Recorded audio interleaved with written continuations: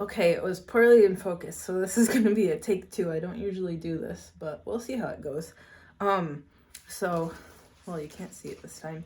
I repotted this guy. I waited till he dried out, brought him down to the shed, and then repotted with that dirt that has the frog on it. Went from an 8-inch pot to a 10-inch pot. I don't know if it'll make too much difference, but I waited the week for it to dry out. To carry it back upstairs so it's not too heavy.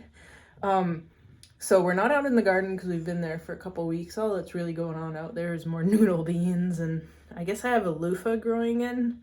I decided I'm not going to eat it. I'm going to let it grow and get some more loofah sponges because I kind of wish I had one more. So now I'm growing one more. The big news this week in here is suddenly the girls want to bloom. So all my campanulata crosses. So the Thorellii bicampanulata, the Boschiana bicampanulata, and the Nephthys. I thought the Nephthys was going to be male because the little balls on the bloom were round, but it opened up. And I thought just the pollen was yellow, but then I walked closer and realized it's a female. So suddenly, so I had the, where is he? This one. I think it's this one. Is it? This one. This one. You can see where I cut it off. I had the Densiflora by Rob Cantley blooming. It had double stalks like usual. It didn't even finish the last one, but I cut it off and I put it in the fridge. I don't know if the pollen is already not viable or not, because why can't things time themselves to bloom at the right time? Now there's a campanula. Oh, she's open. Now there's a campanulata or a Thorellii bicampanulata that opened up, and by surprise this morning, or actually last night, I found the Boschiana bicampanulata is gonna open blooms again, and I loved making seeds with that one a couple years ago when it was blooming for me on the regular. And then I think it's a Spatulata by Hamada, this guy that I pollinated with what I think is tenuis, and my tenuis has always been sterile. Either that or the seed just hasn't set for some reason. So I put out a call for pollen from a couple people because I suddenly have problems. You know, I wonder if the Ventricosa by Inermis isn't gonna maybe. Nope, he doesn't have pollen. Suddenly you have 4 girls in bloom and no pollen. So here's the Nephthys, and I tried to pollinate it both by the Spent Densiflora by Rob Cantley and Tenuis, and we'll see if anything sets. My God. So I already went through and put the Densiflora by Rob Cantley on this morning. I don't know if you can see that there's some yellow on there, but I went through and pollinated that.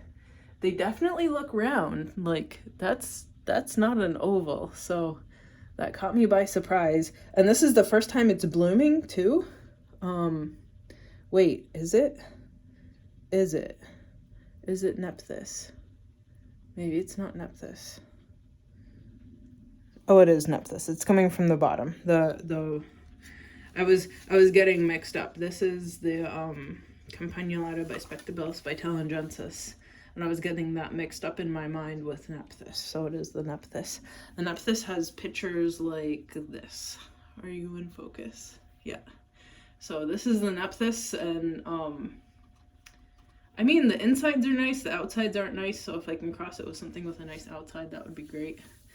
So I'm trying to see if I have any other males blooming, and I don't think so.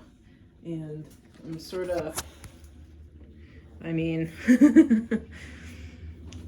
there's good problems and bad problems, right? So I uncovered this too because there's a Nepenthes seedling in there, and there's a couple Nepenthes seedlings in these pots. I added them here while the Gemme were germinating, both for my plants, and thanks Warren for sending some more, hoping that the root hormones that are going on in those Gemme would help the Nepenthes sprout, and you know, I think it did. Maybe I should uncover some of these up here too. And then this one is completely died because of, I don't know, inconsistent watering, or maybe I'm just bad at bringing them through this stage. Thinking maybe because this is a size that Westubit kind of ships, that maybe I'll pot them up individually. I don't know how other people have great success with their little seedlings. Maybe they're trying to raise things that are a little bit more warm hardy, so it grows a little faster. But maybe a seedling repot is in my near future, because well, let me see if I can't move some of this so I can get in. I have too many jugs of water. I should just get rid of the jugs, put more in recycling, but I mean, reuse until you can't is what I think. Oh, this died. I feel bad. I feel bad when they die, even when I have so many. So, I'm trying to... So, these ones are sort of surviving. A lot of them died. The Izumii by Trismatiensis. This one is nice and big, so maybe I'll put it in its own pot. I just opened this up, because even more of them just died. You know, maybe I should turn this so it gets a little bit more light from that light fixture. I just opened this to reacclimate to low humidity or lower humidity, and then I think I'm gonna pot those survivors up in their own pots. And maybe it's because I had the back surgery that a lot of things just kind of died back, but still doesn't make it any less sad. And I think maybe the Clippiata will make a recovery. Well, we'll see. After moving it up here, it definitely looks a little better in my opinion. So, hopefully I've kept the camera in the same, not upside down, you know. Oh, I forgot. It makes kind of double blooms on the stalks. I don't know if you can see that, but, well, so I think this is tenuis, but let's, let me trace back some of this, because I think I see getting through here is interesting. I think I see a picture, so where's that picture coming off of? It's coming off of, wait, it's coming off of a stalk that doesn't have a bloom on it. I don't know if you can see this. That's tenuis. And that's not... Okay, what do we have? This one has blooms. We'll trace it back. Here. Here. There. There's a fork. Wait, I remember cracking something. And it was Spectabilis by Telangensis, wasn't it? I think it was. Where's this coming from? Trace it with my fingers.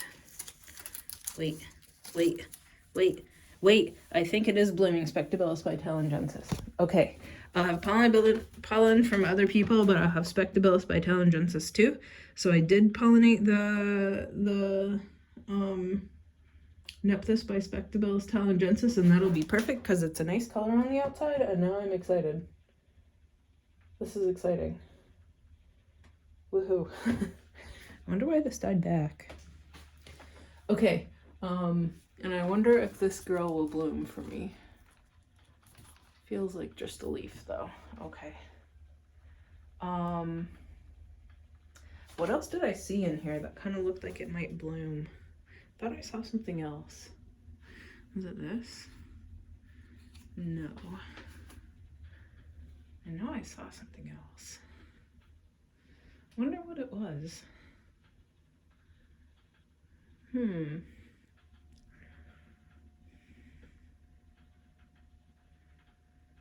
There's definitely something. Where was it? Maybe it's one of these guys over here. Is it you? Is it you? Nope. Because the, this guy, the Sibuyanensis by Trismatiensis, is also a girl. And she bloomed before, and I didn't catch the seeds before they all dropped, so they